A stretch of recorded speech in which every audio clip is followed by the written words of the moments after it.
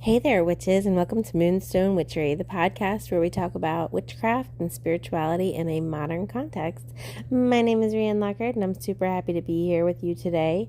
Just a reminder, we have a Moonstone Witchery app, and it has a whole community feature. You can chat with your witchy friends there. It has coursework that you've purchased before, and there are lots and lots more fun things to come there. So go ahead to your app store, wherever that is, Apple, Android, we don't discriminate, and download the app. It's completely free. Okay, so I'm going to do a fun episode. I'm going to do an AMA, which means Ask Me Anything. And I'm going to take some of my questions that I have received on previous Ask Me Anything posts that I've done online. But for this one, I thought it'd be fun to record some of the answers so you guys can get sort of the inside scoop on some questions that I get asked. I have not recorded a podcast based on Ask Me Anything, so this will be fun. All of the questions, it was Ask Me Anything witchy or spiritual, not just like anything in general. So all of these questions pertain directly to witchcraft and spirituality. So I don't know how many I'll get through since I haven't recorded an AMA before, but let's just dive in and we'll see, okay? And if you have a question that you might want me to answer on a future episode, you can go ahead and leave me an email, reach out via the contact form, or send me a message, whatever way you would like to do so, and ask me your question. And you know what I'll do? I'll go throw up a Ask Me Anything post in the big group on Facebook and on our app, so you guys can deposit some questions there as well. Okay, so the first question comes from Michelle, and she was describing a scenario in which she had done a cord cutting between herself and her mom, and she was worried that this cord cutting would affect her connection ancestrally or otherwise to her grandmother, who has sadly passed on. So the question really is, when we all get down to it, number one, does the cord cutting impact that? And number two, she specifically was concerned that her grandmother was upset with her or was having trouble connecting to her from beyond because of this cord cutting. So here's the thing. Cord cuttings are super complicated. Honestly, they're one of the most complex spells there is. Not in terms of doing the actual spell, but in terms of like not only how it works on an energetic field, but how effective it can be. What are the depths of cutting the cord that you can really reach, and all of the other things that you could possibly think of, because I just felt myself slipping into an answer that will take up an entire episode. So I could potentially in the future do a cord cutting episode, but in the meantime, I do have a 2-hour cord cutting class available for I think it's like $10 on my website. So if you want to really deep dive into different methods of cord cutting, because y'all, it's not just candles and cords. You can cord cut a bunch of ways, and some more information about the spiritual components to a cord cutting and what's happening there, you can go ahead and check that out. Okay, so she was super worried about this, and so here's my thoughts on it, okay? First of all, it's really hard to cord cut from your family, specifically from your parents. Now, when you hear me say it's really hard, that doesn't mean it's impossible, but it is really challenging, and it really only can go so far because, I mean, even just from a DNA level, you are so intrinsically connected to your parents.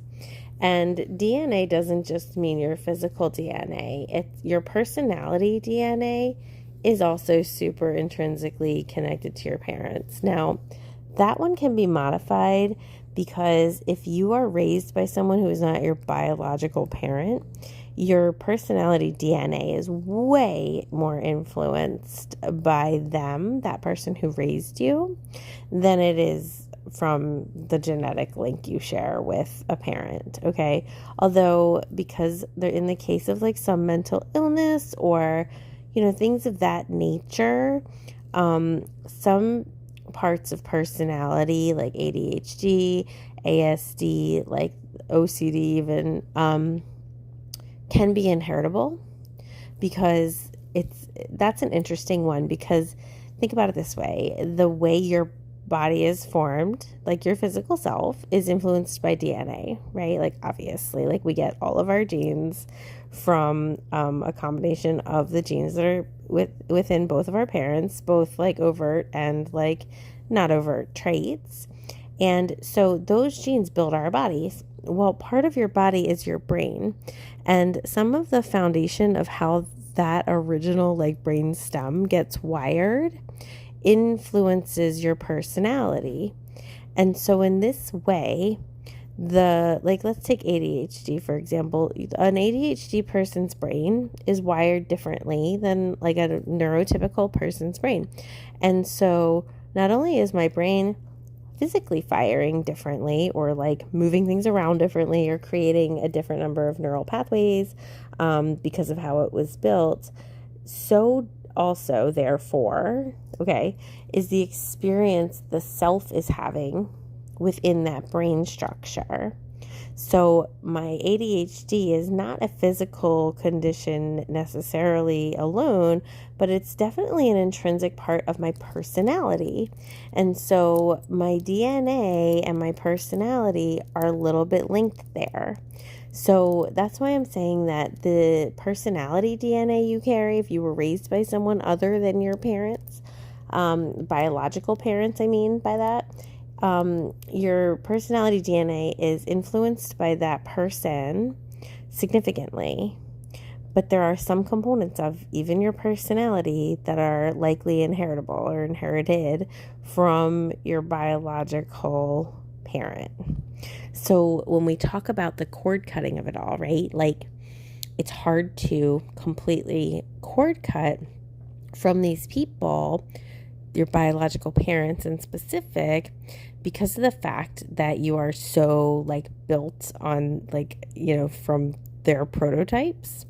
So this is why we can only cord cut to a point with a biological parent, okay? And so the same is said, right, of the qualities that are inherited down from other ancestors. Like no one in my immediate family of birth has let's see of a trait. Like nobody really in my immediate family of birth has the same kind of like absolutely defiant, but kind, but driven, but like loving, like kind of weird combination of personality traits that I have. But I have those because my grandmother had those. Like, she and I are very similar. Also a Scorpio, born on Halloween, by the way. And so she and I are very similar, right? And some of that is the DNA of the personality qualities that I inherited from her. And so our genetic links can go back really far. And so this is why cord cutting between a parent doesn't really result in cord cutting from that ancestor by definition. Now, with all things, it's going to go into your the way you're directing the spell. I almost don't like the word intention, because if I was to be like, it all is based on your intention, for me that feels too passive, because it feels like intention is just like a place you can hold, but you're not putting a lot of force or movement behind it. Like, intention just really does feel kind of passive to me, like it's a background energy. And with spell work, you're not casting spells with a passive energy, okay? And that's not to say you're invested in the energy, because we're not. You can't be invested in the energy, aka having expectations on the outcome in any way, shape, or form. No investing in the energy, like we can't. But you can be non-invested in something but still very commanding of it. And that's what I want intention to feel like. I don't want intention to feel like a cleansing breath somewhere in the background. I want intention to feel like this is how it's going to go because I intend it to be that way, because I intend it so, or whatever. I do not like rhyming with witchcraft, just because I feel like it's a cliche. Fun fact, the reason that spells used to rhyme and that people it's like an old-timey thing to make your spell rhyme. The reason anything rhymes that's like old is because of oral tradition and people having to remember things because they couldn't write them down. So they would create rhymes around the things they had to remember as a memory tactic, as a remembering skill. Okay. And so that is the reason for spells rhyming. There's nothing necessarily extra good if your spell rhymes or if it doesn't. So if you don't have a career in spoken word poetry, and oh my God, please send love, blessings, and gratitude to the bright, beautiful spirit of Andrea Gibson, who recently passed away, and I am so heartbroken about that. Let's just take a moment to appreciate the bright light of Andrea Gibson. And if you don't know who Andrea Gibson is, please go navigate over after you are done listening to the podcast. Please go navigate over to YouTube and look up some of their work. They're amazing. And Andrea Gibson themselves probably wouldn't mind me saying, wait till after the podcast. They were very supportive of other queer women doing things, queer people in general. So, okay, back on track. You don't have to be a spoken word poet to write spells. You don't need to have memorization skills such as rhyming unless they're helpful to you. Okay. So, the intention of your spell, the force behind it, the commanding energy about your spell is what really determines the factors that are important. And so if you're going to have a commanding energy that is I'm just cord cutting from this person, but I'm not letting that cord being cut influence or impact the way that my relationship with XYZ people are.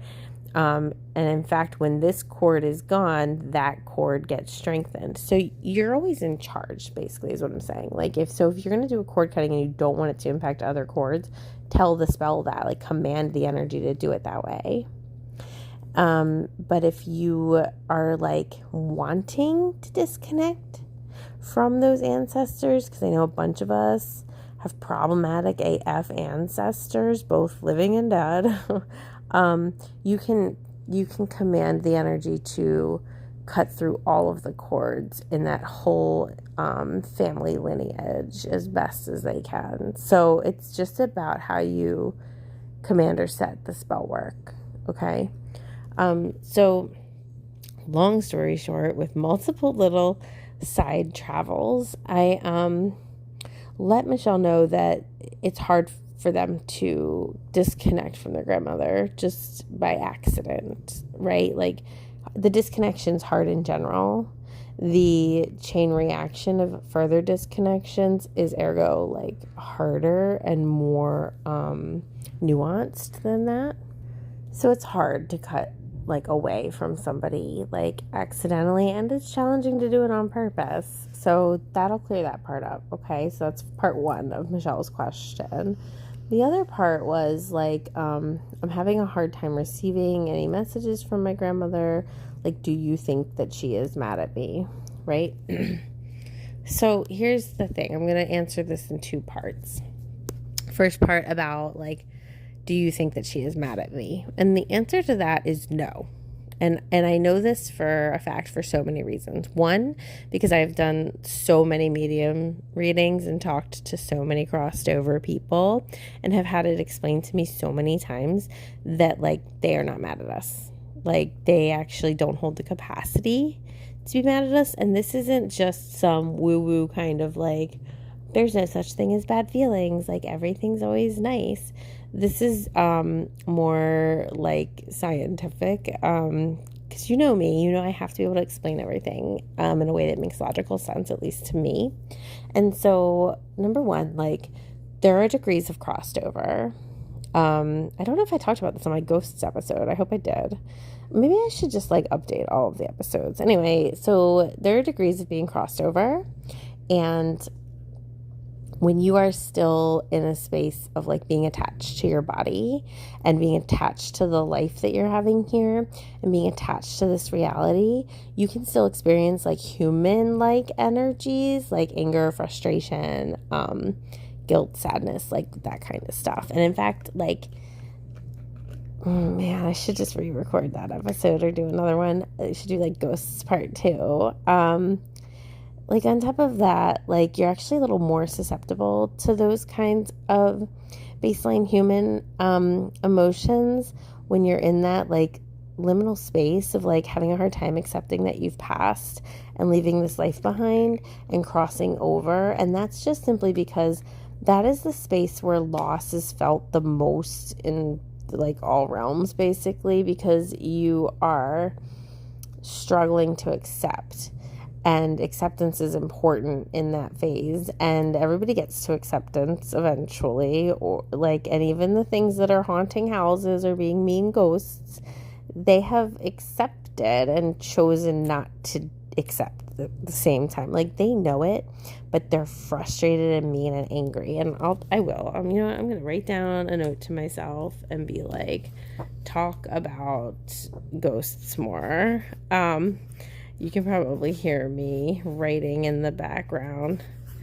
So no, though. So if I'm talking to someone in a mediumship space, or they're clearly not haunting something, which please don't listen to what I just said and then be super freaked out and worried about your loved one who has passed being stuck in that space, because I'll tell you the truth, hardly anyone gets stuck in that space. Like, think about it this way.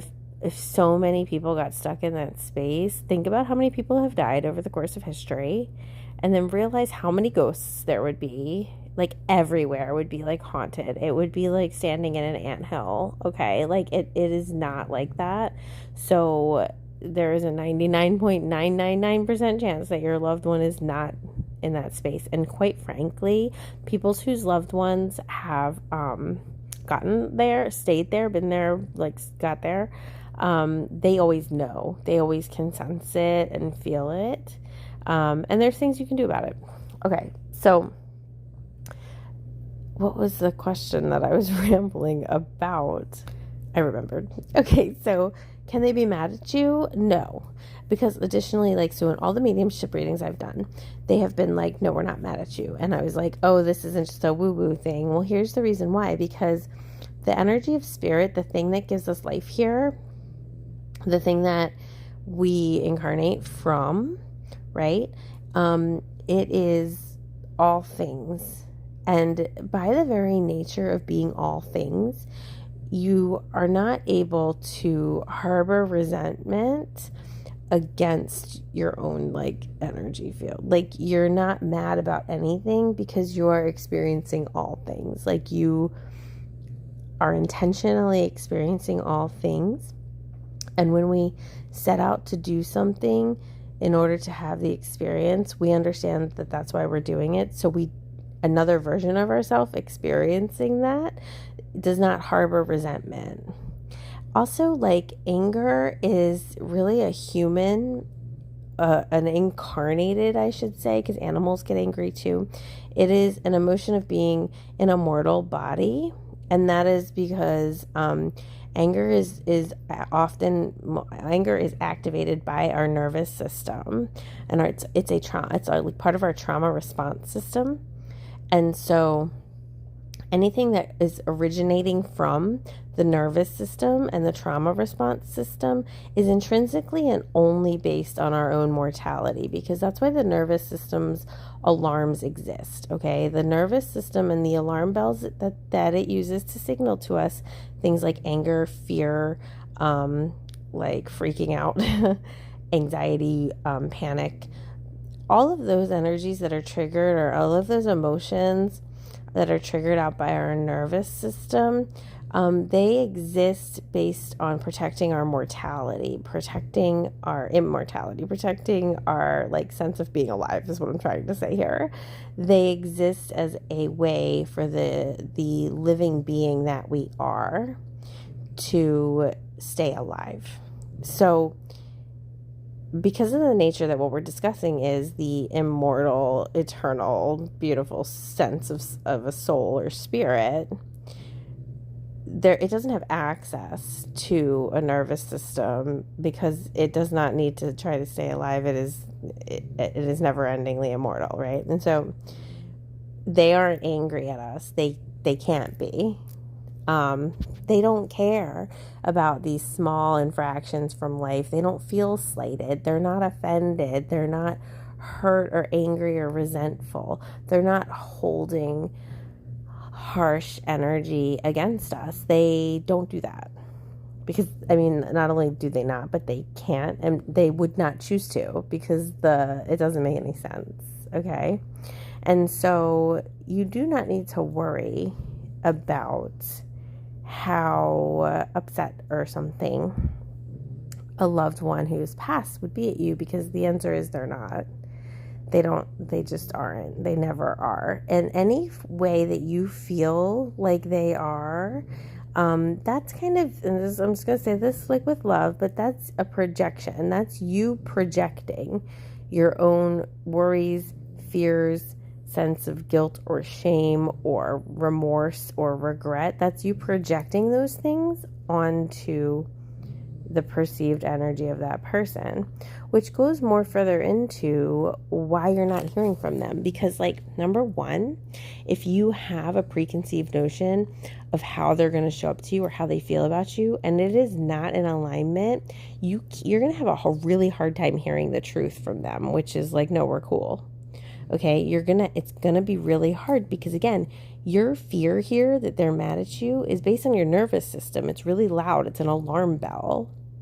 And so if an alarm is going off, right, it's hard to hear above and beyond that alarm. And that's why you're having a hard time receiving information from them, because you're holding a fear that's very out of alignment with their energy footprint. But that fear becomes so big and so loud that it replaces their energy footprint in some ways. So that's a point of doing some work around, like, your own healing. What do you need to do to forgive yourself? What do you need to do to apologize? What do you need to do to let this go? Because if you authentically want to connect with them, you have to use their passing as a way to find healing. You have to, or you're gonna stay trapped. And if you've been trapped in a state of perpetual grief and like inability to move forward, and like paralysis in your life, what you need to do is sort of have some logic with yourself and like tell yourself, like, are you getting anywhere by feeling this way? Is anything positive coming of it? Is you halting your whole life honoring or dishonoring the person who you are grieving? Like, are you able to heal up enough to move forward and to live a life that does better in their honor, right? Like, you don't have to lie to yourself about things. You don't have to whatever. You can work on acceptance of how things are, were, have been.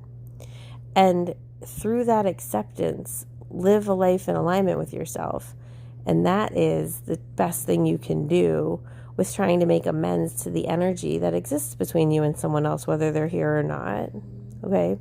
So try. I know these are hard things to say to yourself. I know I'm being very just direct about it. Sometimes when we're stuck in a place, we need someone to directly just tell us what the hell to do. Okay, so that's my attempt to be supportive. And so if you're struggling with that and you're not feeling a connection and you feel guilt and whatever, do the self-work as prescribed. And then another way you can summon them forth to talk to them is if you can be open enough to receive them. You can take a glass jar candle, just a blank one. They sell plain white ones. They even sell them in grocery stores, dollar stores, like wherever. Write their name and their date of birth and like their relationship to you and where they grew up or where they were born or whatever you want to do. Maybe their date of death, like draw like an image that would like be recognizable to them or that represents your dynamic if you choose to. Dedicate a candle to them is what I'm saying. And I'm recommending a glass jar because they last longer. But you can use just a regular taper candle. You could use a chime candle. I always rather go to the big candles. Even though the size of it's not really that important, it's also kind of important. Not because it's the size of the candle, but the length of the burn. Think about it this way, like the concentration of the energy is significantly higher where it's being held and dispatched from a candle that's going to burn for 7 hours versus one that's going to burn in like 45 minutes to an hour. So, I mean, don't not use your chimes. Like if you don't have a lot of time, just extra infuse it with energy. But if you have time and the ability, just play with this idea, like see which one, lasts longer. So dedicate a candle to them, light it, invite them in, keep a clear mind, and either do some channeled writing or some journaling while it's burning, or just open up your channel. Those of you who have just taken my Get Psychic AF class, you know how to do that. Open up your channel and be willing to receive the messages in their presence. You can also talk to that candle, talk to that flame, and tell it things that you want it to know and ask for signs that you want to receive and begin a conversation with it there. So that's the scope of my answers for the first question. It took me almost half the podcast, so we'll see how it goes. So let's do this next question. How do you reignite your practice and your interest in your craft when you have been overwhelmed by life and kind of lost interest and lost motivation? And this is a paraphrased question, and it came from Mandy. And so this is a question actually we get a lot in the group and that I get asked a lot directly. So I thought this was a great question to include here in the first AMA. So what do you do if you're not really feeling that inspired, you're not really feeling that motivated, you haven't accessed your witchcraft in quite a while? Like, what do you do? How do you get it back? Okay, so I have lots of ideas for this and a little bit of like direction. So the first thing you can do is to simply decide that you want to get invested again. This sounds dumb. A lot of my job, especially in the self-help, like shadow work field of it all, is like about saying really obvious things to people, because what's really obvious from the outside looking in is definitely not really obvious when you're inside looking back out and feeling a certain type of way. So even though this sounds really obvious, the decision to opt in again is a very big factor in the success that you'll have with opting in. Like, it's such an obvious sentence, but it's not, okay? There is a difference between wanting and deciding. Wanting is kind of your intuition's way of notifying you that there is something for you to engage with. Any feeling of wanting that you have, and I don't mean like craving, I'm not telling everybody to go every single night engage with like a pint of Ben & Jerry's because they want one. That's different. That's a body desire, not a spiritual one, not an internal desire, right? But anything that you're wanting, your intuition, your spirit, your soul, your higher self is trying to nudge you in the direction of the energy of that thing, whether it's that exact thing or something energetically aligned with that thing.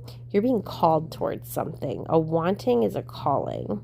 And that's why I have, in one of these episodes, I talk about, what you want is meant for you. It's true. Even on a small level, there's some alignment to be found in the wanting of something. Now, there is a little asterisk next to this, because wanting something that is in alignment with us can be positive and it can be negatively aligned. Sometimes we want to be with people who are really, really bad for us, or in situations that are really, really bad for us. And that is because it is a wanting based on our trauma. And the trauma is not because we want trauma, it's because we sense familiarity, or we seek familiarity, and we crave something that feels familiar, therefore safe. Okay, now if you really trace it back, though, that comes from our nervous system. Like, if we have been traumatized, we're carrying around PTSD, CPTSD, we have a sense of familiarity and love that's kind of effed up because it was installed in us incorrectly. We will be drawn to things that feel familiar in that way because they soothe our nervous system, because they are familiar and therefore predictable. Even if they are unpredictable things, the predictability is in the familiarity of it. And we are therefore trying to keep ourselves safe by wanting to connect with something that is actually bad and harmful to us. Okay? So, I'm getting real nuanced here, but if you can trace back your wanting to essentially a trauma response, then that's actually a body desire. That's a wanting from our physical body, and it's not a energetic wanting, right? So again, very nuanced, but still a significant little detail in case you are wondering about the origins of the energies with that one. So in order to reignite your commitment to your craft or your practice or your spirituality or whatever, you have to want to. You have to decide to, based on a wanting. Okay? The wanting prompts us to ask this question. The decision just does the thing. The decision takes the action. The wanting prompts the question. Okay? And so if you're done now, if you're like, okay, I've decided, I'm doing it again, like, where do I start? And you're actually like in a space of readiness, like, here's some ideas. Okay, first of all, if you're very busy but you want to have witchy things in your life, you can always wake up, speak out some gratitude, and decide to do something spiritual that day, such as follow your intuition all day, or put up an energetic shield so you're not affected by like the people who trigger out your energy field throughout the day. You can listen to a frequency while you're in the shower. You can stand in salt while you're in the shower, cleanse your energy. Just make a decision to do something intentionally that day. Stir the things into your coffee, blow some cinnamon through your door. Fun fact, it does not matter what day of the week it is or the month or what the date is or whatever. When you're blowing your cinnamon, you can do it at any point. The reason it gets assigned to the first of the month is just, again, like rhyming spells. It's a mnemonic device. It's to remind you to do it. But there's nothing, some people would be like, oh, the first of the month, it's new beginnings, it's setting the tone, all that stuff. To that I would reply, really, the first of the month would be the new moon, whenever that is. Personally, in my opinion, but it doesn't matter. Like, none of this matters. Like, all of these things are just kind of made up or calculated and trying to like boost the energy in one way or another. But like, if you're having a money problem, like, blow your cinnamon through the door. Another thing you can do is, if you don't have time for a spell but you want to kind of dispatch intentions out, infuse an incense stick with the additional intention or command of what you want it to do. So take your money drawing incense, for example, hold it, spell it, charge it, infuse it with intention like you would a candle, light it, and allow that to count as a little mini spell. You can pick a crystal that you carry with you, but instead of just carrying it with you and slipping back into autopilot, like, intentionally like set an alarm or decide that on your lunch break, you're going to take it out and hold it and bond with it. You're going to communicate with it. When you're driving home, you're going to be aware of it. You're going to hold it in your hand before you start the car. You're going to put it down next to you while you're driving. You're going to carry it with you in the house. You're going to take a bath with it. You're going to put it under your pillow, whatever.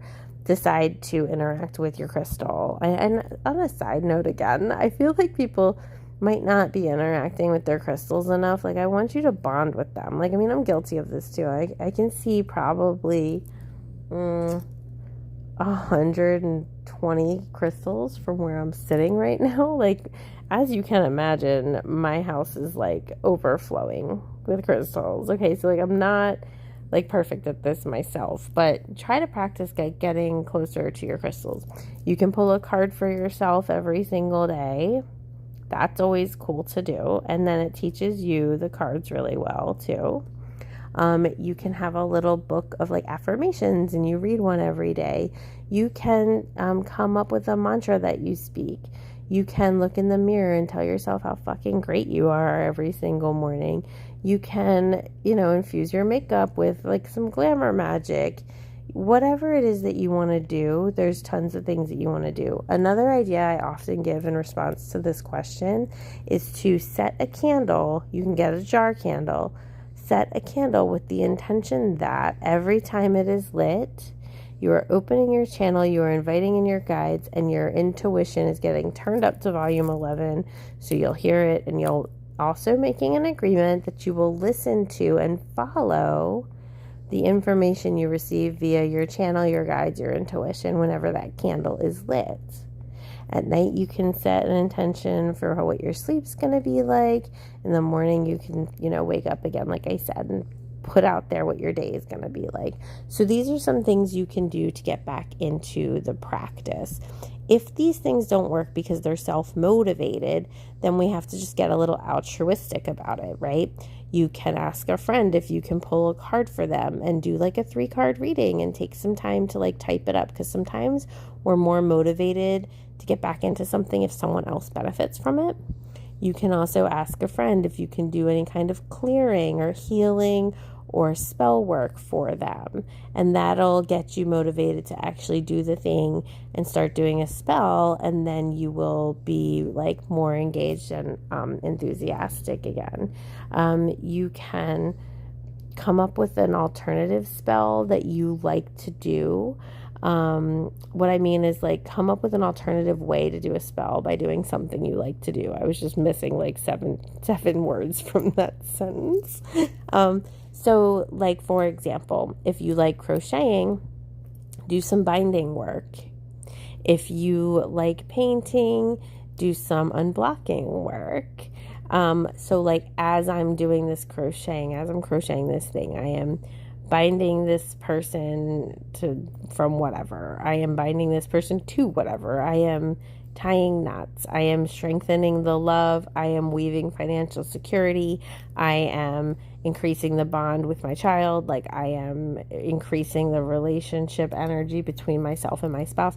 Lots of things. Just take the symbolism of the activity you like and then infuse it with commanding intention, and then there you go, because now you're doing 2 things at once. Because they do say that one of the best ways to start a new habit is to partner it with a habit you already have established, and it takes 3 weeks to turn like a habit into something consistent. So you kind of have to, and this goes along with the deciding of it all, you kind of have to force yourself. Like, here's the thing, it doesn't matter. And somebody, my friend Des just made a post about this actually, and it's so good and it's so true. It doesn't matter if you want to do something in the moment. Like, I guess what I'm saying actually is it doesn't matter if you feel like it. What matters is that you want it. It doesn't matter if you feel like it, because the part of you that doesn't feel like it is just living in a different reality from the reality that you're building for yourself. And right now in the Academy, we're talking about liminal space a lot. And this is a version of liminal space, okay? The pause, the hesitancy, the unwillingness that we sometimes run into from like when we're trying to make a change in our life, that's that liminal space where it's like the in between, where it's like your brain, yourself, doesn't really know how to do the things that are part of the normal life of your future. It doesn't know yet how to initiate those things because it's newer, and it knows how to do the old familiar things, but it doesn't really want to do those things because you're trying to get to a different space. So you could just become like kind of frozen. It's almost like executive dysfunction, but it's just like this thing of like, I don't feel like it. And what you have to do there is decide, well, which person am I going to be when I don't feel like it? Am I going to be the person that does things, that breaks the cycle, that changes myself so my life changes? Or am I going to be the person that doesn't feel like it and opts into the old way of behaving? But that moment right there of consciously being aware that you're in a push and pull with yourself, that's the liminal space. That's the moment where you have a decision to make. And really fundamentally, again, obvious statement alert, but fundamentally, all change in our life can be traced back to a decision we made, whether that change is positive or negative, or it's staying the same, because it is a decision to stay the same, right? Especially once we're aware that we might want something to be different. Staying the same is therefore then a decision. And I know that sounds mean, given some of our circumstances, and not everything is a decision. Not everything is an easy decision. Okay. I'm facing this right now in my own life. Like, there are things that I really, really want to do. And the fact remains that I work too much to do them as of right now. And the decision I have to make is, do I want to make the time and space to figure it out? Do I want to put things on hold to make a different room within my life for different things to happen? And that is a choice. And because I do not know whether I'm ready to put certain things down in order to pick something else up, I'm in that liminal space we were just talking about. I'm in that place of like pause, like, no, I can't keep doing it the way it is. Don't know that I want to abandon it completely, or maybe I want to keep tweaking it. Can't figure that out. No, I want things to be different. Know how I want them to be different, what I want to have be different, what I need to shift. But I'm not sure how to fully invite that in. So there's always a decision to be made. So decide that you're going to do the hard thing. You're going to live in alignment with, right, the world that you are wanting to create for yourself. And that is a really big part of this, wanting. And sometimes when we're having a hard time reigniting our passion or our connection to our craft or our witch work, sometimes that happens because we are afraid of criticism or explaining ourselves to others, or being seen as weird, or being seen as bad, or being seen as evil, or not being accepted in some way, shape, or form.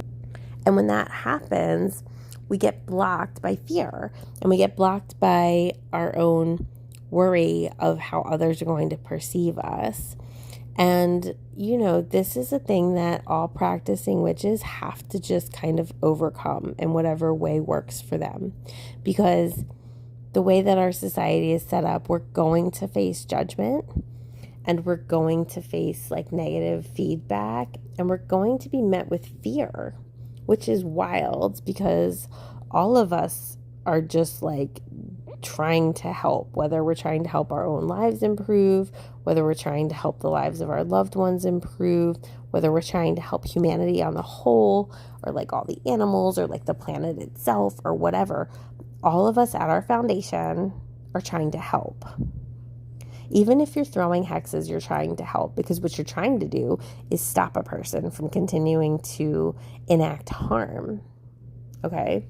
And so in that capacity, the fear of it all, the fact that we're met with fear as one of the defaults, is actually really fucked up, honestly, because it's a way of our intentions and our true nature being misinterpreted and twisted around and used against us. And I cannot explain to you how angry that makes me, because that is like the definition of gaslighting and abuse. It's emotional abuse. It's mental and emotional abuse. And it's hard to decide to take on the task of becoming a witch, an embodied witch, whether you're public about it or not. It's hard to hold that energy, because you know that you're being immediately emotionally and mentally abused by the default culture and the default religion of our current society, like where we're living and what we're doing here. And so you have to opt into that. You have to opt into knowing without a shadow of a doubt that you are going to be misunderstood and misinterpreted. And this can be very triggering to some people. And that trigger can really hold you in a limbo state for forever. The wanting is very loud. The calling is very present. But overcoming the nervous system response, the fear response, the trigger is very challenging. And so there is a degree of like coming to terms with this. Like, how can you make peace with the fact that not everyone's going to like you? Not everyone's going to accept you. Not everyone's going to be on board. Not everyone's going to understand you. Not everyone's going to view you nicely. Not everyone is going to see you for who you are. Not everyone's going to get it. Like, that's hard for a lot of people. And so there's an element too of like self-confidence that is being asked of you to be accessed on your own behalf, but not even just that, on behalf of like all the people in the world that you are going to help through the work you're going to do by following your spiritual path. Because while there's fear involved with embracing yourself, and that's true and fine, like there's also like the immense amount of like the immensity of the limitations you're putting on yourself by not being you and by not walking your path. Because those limitations don't just affect you. They affect every person that you would have gone ahead to influence positively if you had been brave enough, right, to take ownership of this part of yourself, even in the face of adversity.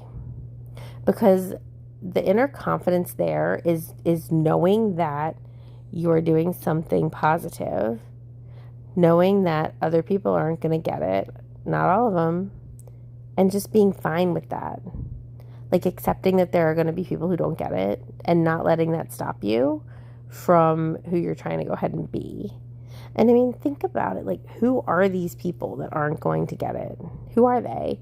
Like, I always say this is kind of rude, but like, go to like a random like Walmart, and like those are the people. And I shop at Walmart sometimes. It's okay. I'm not judging Walmart. I'm trying to give you a visual. Go to like a random Walmart and look at everybody there, and those are the people who aren't going to get you, most likely, okay? Because it's a really good sample size of the population, and like others are like, so just think about it that way. It's like so many people go there. Most of those people who are you're looking at when you're standing there aren't going to understand you. They're not going to accept you. They're not going to get it. They're not going to be on the same page. But who in the F are they? Like, I'm having you do this exercise with me because if you can put a face and an energy and like the vibe of a person or people or a variety of people, if you can put a face to this fear of being judged and you can see who the judgment's coming from, you might not care as much that they're judging you. Because I don't know if you even care what the random old guy standing in front of you in line at Walmart thinks of you. I don't know if you would want to even have his approval if you got to know him. I don't know if you would want to do what you could to make sure he accepted you and gave you permission to be yourself. This random old man, possibly in a red baseball cap. Is that guy supposed to determine your spiritual practice? But that's what we're doing when we allow fear of others' opinions to make our decisions for us. And that's gross and weird to like, once you put a face to it, you're like, ew, why do I care what that guy thinks? Okay, so try to look at it that way. Again, I'm not hating on Walmart or like being some type of like See you next Tuesday, about people who go to Walmart. It's not about that. It's trying to get you to visualize a face for these faceless everyones that you're afraid are judging you and that you're basing your decisions on. You have to kind of come to terms with, like, I'm going to be a witch and I'm going to hold that energy and I'm going to know about it and I'm not going to be apologetic for it because it's not something wrong. In order to be apologetic appropriately, there has to be something wrong being done, right? And there's nothing wrong being done here with you following your own spiritual path.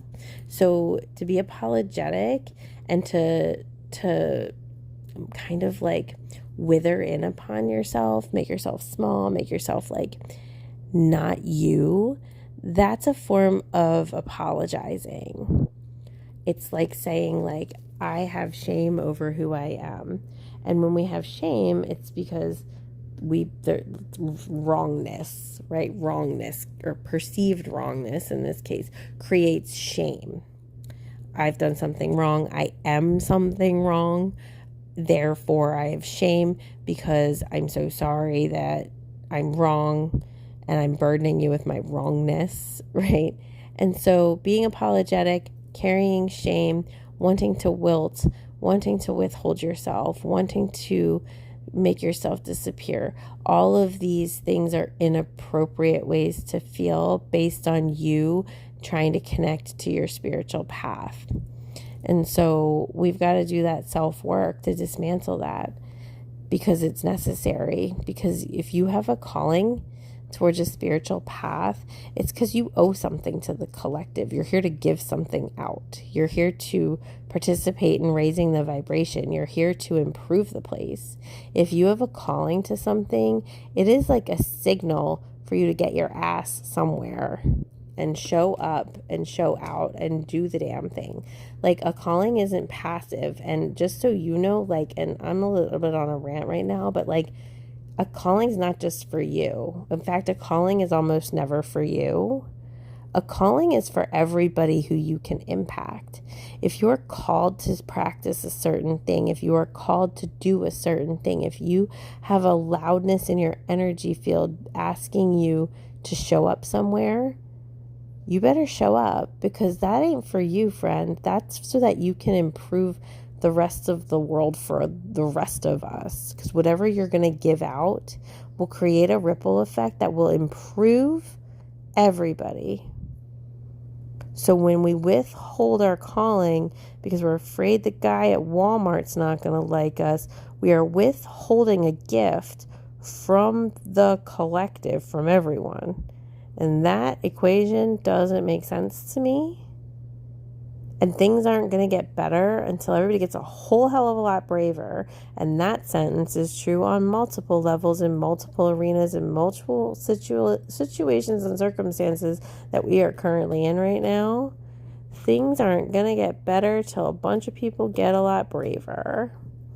And you've listened to my previous episode, perhaps, and you realize I've been in a space of absolute hopelessness for quite a while right now. And I'm sharing the things with you that have been what are motivating to me. So if you're not feeling connected to your craft, I encourage you to make the decision to get connected again, and then to take action based on that decision. And some of the action you're going to take based on that decision is some inner self-work and some dismantling of some lies that have been guiding your behaviors and your thoughts and your feelings, and your connection.